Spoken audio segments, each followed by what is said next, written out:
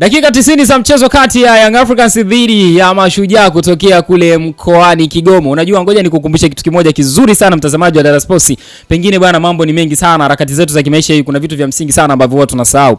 Nikukumbushe mchezo wa mwisho kati ya Yanga dhidi ya Mashujaa ulichezwa kule mkoani Kigoma na Yanga iliibuka kwa ushindi wa magoli 5. Kwa hiyo leo Yanga ameadjust goli moja tu pekee na kufikisha goli 6. Kwa hiyo kutokea msimu uliopita mchezo wa mwisho mpaka sasa hivi michezo miwili iliyopita Mashujaa amefungwa goli 11 na klabu ya Young Africans. Leo ni 6-0 katika uwanja wa KMC Complex jijini Dar es Salaam, mitaa ya Mwenge pale. Florence Renatus mwenzangu ni Aloizi Sagara. Tunazo hapa takwimu kuhusiana na mchezo huu, lakini mchezo mzima ulikuwaje tutautazama vizuri tena kwa kina kabisa. Kwa hiyo naomba ulitege vizuri sikio lako bila kuyasahau macho yako, yatutazame vizuri kuanzia mwanzo mpaka mwisho ambapo tunaianza safari hii kubwa zaidi. Naomba nikukumbusha kwamba hapa ndiko ambako utaendelea kujipatia taarifa nzuri za kimichezo. Hapa ni Data Sports, na kama ndo mara kwanza unaungana na sisi, naomba nikukumbushe bwana, tumia nafasi hii kusubscribe kwa ajili ya taarifa nyingine nyingi zaidi na nzuri za kimichezo. Mwaka ndio umechangamka hivi na Young Africans ameanza kutuchangamsha. Aloizi Sagara, yes, anaitwa Laulindo Dilson Maria Aurelio almaarufu kama Depu. Kasi yake, nguvu, namna anavyo comfort mpira katia chuma ya kwanza, wengine wanasema offside. Tuanzie hapa. Hapana, haikuwa offside. Ukitazama mpira wakati unatoka kwenye mguu wa Alan Okello ambaye alikuwa ndo mpigaji wa mpira wa foul, ni kwamba Depu alikuwa kwenye eneo ambalo ni onside. Alikuwa onside kwa sababu nyuma ya ule mstari ambao waliuweka walinzi wa klabu ya Mashujaa, nyuma yao kuna mlinzi pia alikuwa amejisahau kasalia kule. Yule mchezaji alikuwa anamkeep Laulindo Dilson Maria Depu kuwa eneo la onside. Lakini kwa mtu ambaye hatotazama vizuri ile defense line ya Mashujaa ilivyokuwa imejipanga, na yule beki ambaye alikuwa amesalia nyuma ya ule ukuta, anaweza astambue hilo. Lakini pia tazama ikimbio ya Depu wakati mpira unatoka kwenye mguu wa Alan Okello, ndio wakati ambao Depu pia anafanya run zake kwa maana ya kukimbia kusogelea mbele. Wakati goalkeeper ana upanchi ule mpira unamshinda, Depu anaenda kumalizia. Kwa hiyo kwangu mimi ni clear goal na hakuna offside yoyote. Mtazamaji pia wa Data Sports anaweza kaenda akarejea. Mimi nimeweza kurejea zaidi ya mara 2 mara 3 kuamua hicho kitu ambacho nimeweza kukishuhudia na ninakuja kuzungumza hapa mbele ya watazamaji na wadau wengine wa soka ili kuweza kuondoa huu utata ambao upo. Kwangu mimi ni clear goal. Sawa, unajiamini kweli kweli. Basi bwana, takwimu za mchezo zilikwaje? Aloizi Sagara, kwa mtu ambaye pengine hajapata nafasi ya kutazama mchezo, natamani kusikia kutoka kwenye takwimu mchezo mzima ulikuwaje? Yanga alidominate mpira kwa asilimia kubwa. Ukitazamia Yanga aliweza kuwa na umiliki wa asilimia 66, alafu Mashujaa alikuwa na umiliki wa asilimia 34. Hiyo inakuonesha ni kwa jinsi gani ambavyo Yanga aliweza kudominate mchezo, na hasa kwenye eneo la kati ya kiwanja. Unakomzungumzia leo kulikuwa kuna pivot ya Duke Abuya pamoja na Damaro Kamala. Baadaye akaja kuingia kina Mudathiri Haya, kaingia kina Musa Balakonte, lakini domination ya Yanga kwenye first half na second half, dakika za mwanzo zile ziliweza kuhakikishwa zaidi na viungo wawili walikuwa wanashikilia dimba la kati la Yanga, kwa maana ya Damaro Kamala pamoja na Duke Abuya. Upande wa Mashujaa walikuwa ni wiki zaidi, yani walikubali kutawaliwa na klabu ya Yanga. That's why tunaona umiliki ulikuwa zaidi kwa upande wa Yanga, na umiliki huo sasa unakuja kusadifu idadi ya mashuti ambayo Yanga walipiga yakaenda off target. Yanga walipiga mashuti 9, hayo ni off target. Mashuti 9, wenzao walipiga shuti 1. Ukija kwenye upande wa on target, Yanga alipiga on target mashuti 6, alafu shuti 1 waliweza kupiga Mashujaa. Unaona ni kwa jinsi gani pia Yanga waliweza kuwaweka mbali zaidi wapinzani wao, wakae mbali na lango lao. That's why hata mashuti ambayo tumeyashuhudia wamepiga yamekuwa ni mashuti machache zaidi, na Yanga kwenye mashuti 6 ambao alipiga yakiwa on target, tumeshuhudia yote yameweza kujaa nyavuni. Hiyo inakuonesha ni kwa jinsi gani ambavyo kabla ya wachezaji kuamua kuupeleka mpira kambani au golini, walikuwa wanafanya maamuzi sahihi zaidi kwamba huu ni wakati wa kushoot au ni wakati wa kucheza combination pass na mwenzangu ili kuweza kufanya maamuzi ya mwisho. Kwa maamuzi yao kwenye final third yalikuwa ni bora zaidi. That's why tumeshuhudia idadi hiyo ya mabao 6 kutoka kwenye shots on target 6 ambazo wameweza kuzipiga hii leo. Kabisa mtazamaji wa Dar Sports, hiyo ndio zilikuwa takwimu za mchezo huu kati ya Young Africans dhidi ya Mashujaa FC bwana. Toka msimu uliopita mpaka sasa hivi game 2 za mwisho Mashujaa ameokota chuma 11 kutoka kwa Young Africans. Wamejitahidi. game mbili za mwisho wanajitahidi. Sasa hivi kufungwa na Yanga mara nyingine unaweza kaisi kama baraka. Kwa mfano hata mechi ya leo pia idadi ingeweza kuzidi hapo. Idadi ingeweza kuzidi pale. Sawa, nimeona kitu cha tofauti. Tulikuwa tunazungumza hapa kabla ya kuingia on air, nikakwambia moja kitu kizuri sana ambacho nimekiona hii leo kutoka kwa Young Africans, namna gani ambavyo unajua unaweza ukaingia na game plan yako uwanjani. Alafu ukaibadilisha ile game plan kutokana na baada ya kuona udhaifu wa mpinzani wako uko sehemu gani. Hiyo tunaita game intelligence. Alafu pale mbele unaweka neno lingine unasema ni game tactical adjustment, kwa maana ya umemuona mpinzani wako, umegundua tunasema umegundua madhaifu ya mpinzani wako kwa dakika chache tu ambazo umecheza naye. Alafu sasa unabadilisha muundo wako ambao uliingia wa uchezaji. Kwa nini nimezungumza hivyo? Kutokana na namna ambavyo Young Africans huwa wanajenga mashambulizi yao ambayo huwa yanawahitaji sana fullbacks wao pamoja na wingsback wao. Leo alikuwa ni Kibwana Shomari pamoja na Shadrack Isakaboka, bila kumsahau Max Nzengeli pamoja na Pacome Zouzoua. Ila kuna muda ulikuwa unamuona Alan Okello anaenda anasogea pembeni hivyo. Unajua timu ikiwa na mpira ni ngumu sana kuona namna gani ambavyo wanakuwa katika shape yao mpaka pale ambapo utaona wanakuwa hawana mpira. Ndio unagundua shape yao halisi iko vipi. Sasa ukiangalia Young Africans ujengaji wao mashambulizi huu ambao tumeuzoea baadaye. Sasa kwa nini nimesema game intelligence? Ni kile ambacho walikiona kwa Mashujaa kwamba sisi tukiwa na mpira Mashujaa wanatukaba zaidi pembeni, manake katikati tunaweza tukapatumia vizuri. Sasa nini ambacho walikigundua wachezaji wa Young Africans wakaamua kubadilisha game plan yao ya kushambulia zaidi kupitia pembeni baada ya kuyaona Mashujaa wakiwa wao na mpira, Young Africans wakiwa wanawafuata Mashujaa anashuka chini kuja kukaba kwenye low block mara nyingi sana na mara chache sana kwenye mid block, ila anaacha space nyingi sana ambazo unaweza kuzitumia kupiga mipira katikati yao.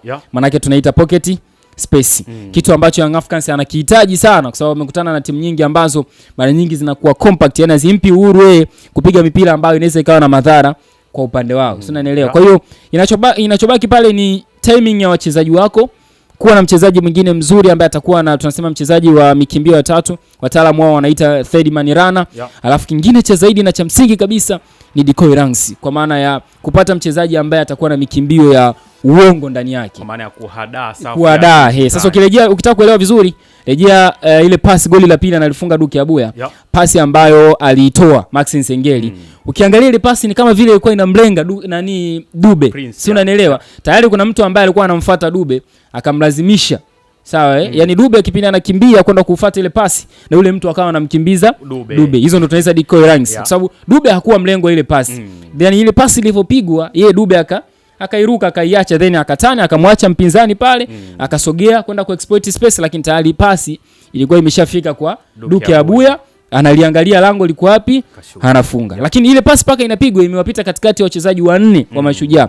Wawili wa kwanza ikawapita, wawili wengine ikawapita ile pasi. So hicho ndicho ambacho tulikuwa tunakizungumzia kuhusiana na namna gani ambavyo waliexploit space, kwa maana zile pocket space ambazo zilikuwa zinapatikana katikati. Kwa hata ukirejea goli la pili la tatu ambalo Young Africans analifunga, sisi nzuri kutoka kwa Kibwana Shomari ambaye alifanya underlapping. Unajiuliza how paka tena underlapping kwenye half space inawezekanaje mpaka fullbacks anafanya underlapping wapinzani kwa maana yake tayari hiyo ndio tunaita game intelligence, kwamba Young Africans waliziona hizo space katika half space. Kibwana akaweka pasi nzuri kumkuta Piodo Pacome Zouzoua na akaupiga mpira katikati ya wachezaji wawili wa Mashujaa. Sina nielewa vizuri. Goli la tatu Young Africans wanaliandika. So mpaka inaenda first half ujengaji wa mashambulizi ya Young Africans ulikuwa ni unapitia zaidi katikati kuliko pembeni. Ukirudi second half wakawa angalau mwalimu amelifanyia lile kazi, kwa maana ya kubana zile mianya zote ambazo zilikuwa zinawapa uhuru wachezaji wa Yanga kupiga mashuti. Uliona baadhi ya options ambazo Alan Okello alikuwa anataka kuopt kupiga mashuti, ulikuwa unaona na magari zinakuwa blocked. Yani wakawa compact, well organized, kitu ambacho kikawalipa. Sasa bahati mbaya zaidi concentration ya wachezaji wa Mashujaa ikawa inashuka, kwa maana ya kuendelea kudumu katika ule muundo wao wa uchezaji ambao waliingia nao second half. Ukawa unashuka, alafu intensity ya wachezaji wa Young Africans inaongezeka. Na intensity ya wachezaji wa Young Africans ikawa inaongezeka zaidi kutokana na wakina nani wanaingia. Ameingia Okasa Toula, ameingia Depu, ameingia Mudathir Yahya, ameingia Musa Bala Conte. Yani wale wachezaji ambao wana uhitaji wa mechi. Yani kama vile sasa Mohamed Hussein, yani kama vile wameingia uwanjani sasa wakiangalia scoreboard kama vile tushafungwa hata goli 2, goli 3.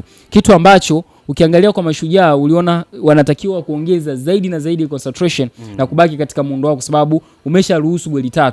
Ukiangalia tunasema game plan yao wakati ambao wana mpira sasa wanatoka kwa wanaenda mbele, hauioni imelenga nini. Mnashambulia zaidi kupitia pembeni, mnataka kupita katikati, mnataka kupiga mipira mirefu. Bado hata ukisema kupiga counter attack bado Young Africans walikuwa na rest defense nzuri, Bakari Mwamnyeto pamoja na Dickson Job, kitu ambacho sio kirahisi kufanyaje kufanikiwa kwenye hizo counter attacks zenu bila kumsahau Damaro Kamara ambaye yeye anakuwa kama ngao yao. Sasa ugumu kama unakuja hapo. Kwa hiyo umesharuhusu goli 3, no way out. Kulikuwa hamna ulazima wa na wewe kuendelea kuwashambulia Young Africans. Unaweza tu kaendelea kuzibana zile space zao angalau usiruhusu magoli mengi zaidi. Kitu ambacho ukiangalia kadri muda ulivyokuwa unazidi kwenda ndivyo ambavyo wanazidi kutoka kwenye muundo wao uchezaji. Yaani concentration yao ya kubaki kwenye ule muundo uchezaji ilikuwa inazidi kushuka. Baadaye sasa unaweka na intensity wachezaji wa kina nani ambao wameingia kwa Young Africans ndio hao. Mudathiri kaingia kafunga. Kaingia Laulindo Depu naye kafunga na kuassist nani Prince Mpomelo Dube naye pia anafunga. So mpaka kufikia pale unaona ni concentration tu. Kama wangeendelea kustiki kwenye formation ambayo kwa maana ya game plan yao waliokuwa wameingia nao second half, sidhani kama wangekuwa na ruhusa ya magoli. Lakini lazima pia upongeze ubora wa mpinzani kwa maana ya Young Africans. Ubora wake ndio ambao umeongeza idadi hiyo ya magoli kwa maana ya wachezaji ambao wako nao. Na hiyo ndio tunaita squad depth kwa maana ya una kikosi kipana ambacho unaweza kumnyanyua fulani akaingia akamreplace fulani akatoa nusu robo tatu ya kile ambacho fulani amekifanya. Angalia ameingia amecheza na double strikers kwa maana ya Dube pamoja na Depu. Kulikuwa na uwezo hata wa kumtoa Dube akaingia Depu na bado Depu akakupa kile ambacho wewe unakihitaji.